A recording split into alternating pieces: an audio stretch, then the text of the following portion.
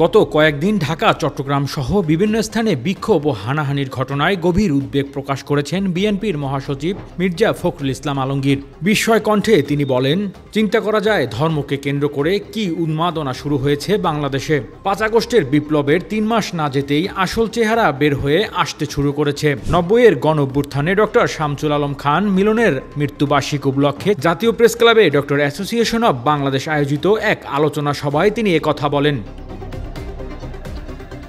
বিএনপির মহাসচিব মির্জা ফখরুল ইসলাম আলমগীর বলেন, এই কটা দিন আমরা খুব চিন্তিত, উদ্বিগ্ন, ভয়াবহভাবে উদ্বিগ্ন।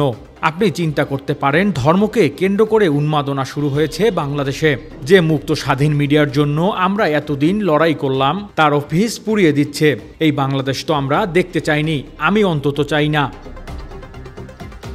বিএনপির মহাসচিব আরও বলেন, আপনাদের সোশ্যাল মিডিয়া আমি খুব একটা দেখি না, কিন্তু যখন দেখি আতঙ্কিত হই।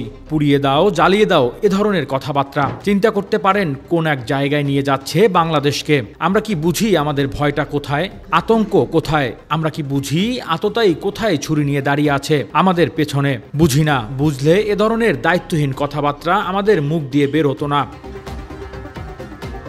এ সময় তিনি আক্ষেপ প্রকাশ করে বলেন, ৩টা মাস হয়নি এখনো, এর মধ্যে আমাদের আসল চেহারা বেরিয়ে আসতে শুরু করেছে। এই চেহারা নিয়ে কোনো দিনই সাফল্য অর্জন করা যায় না।